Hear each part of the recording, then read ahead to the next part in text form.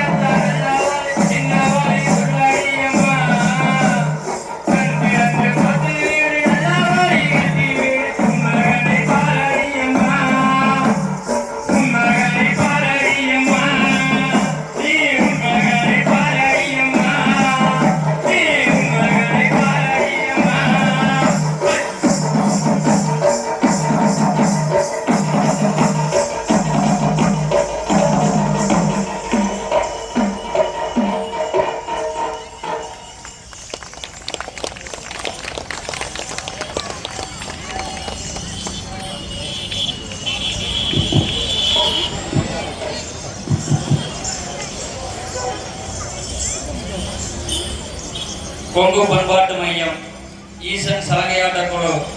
இது வந்து எங்கள் குழுவோட பெயருங்க. எங்கள் குழுவை பற்றிய ஒரு சிறு விளக்கம்.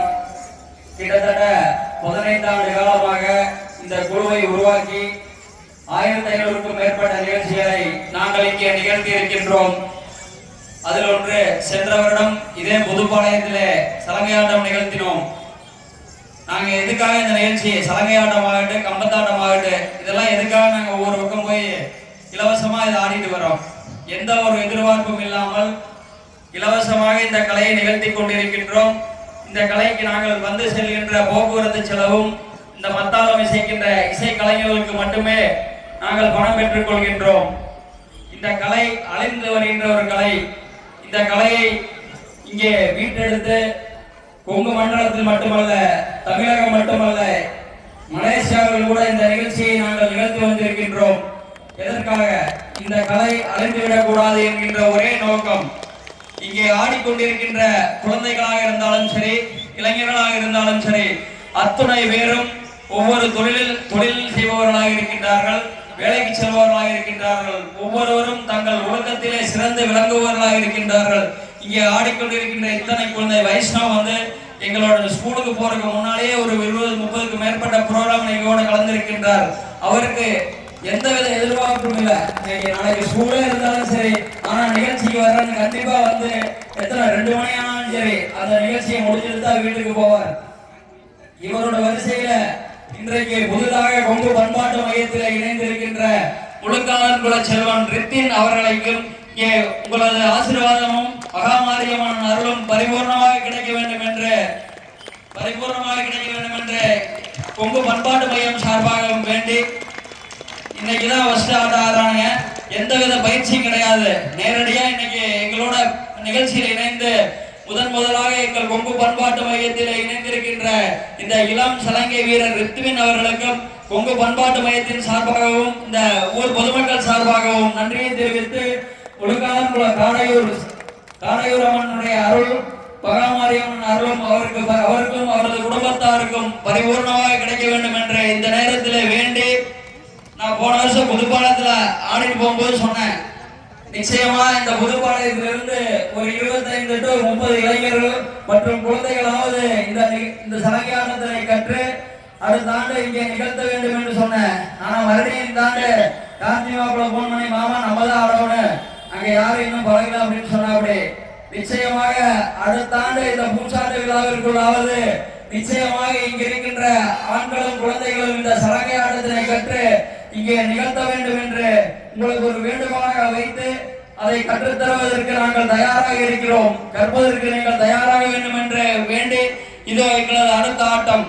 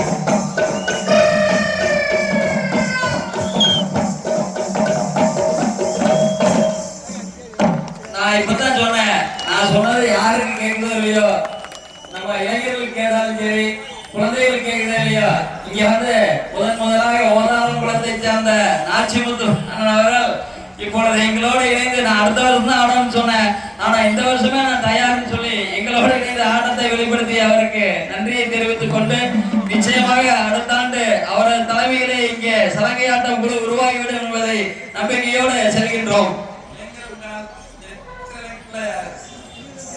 இளைஞர்கள் அவரு யாரு ஆடுற சொன்ன மாதிரியே ஓதாரம் கொடுத்தாரு, முதல்ல நிக்கிறான்னு சொன்னேன்.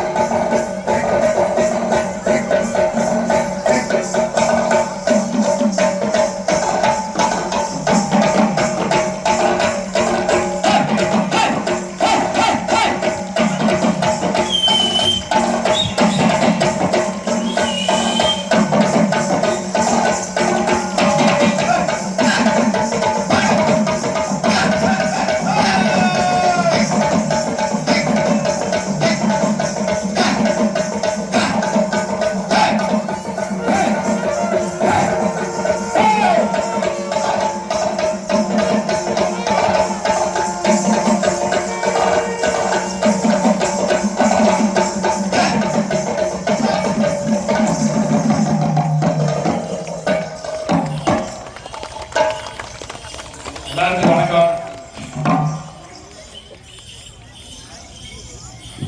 இன்னொரு வரைக்கும் இவ்வளவு தூரம் எல்லாரும் பேசினாங்க கேட்டீங்க. நாங்களும் 1000 ஊருக்கு 1500 நிகழ்ச்சிக்கு மேல போயிருக்கிறோம். எண்ணெயில என்ன எண்ணெய் நல்ல எண்ணெய்ன்னு சொல்றோம்,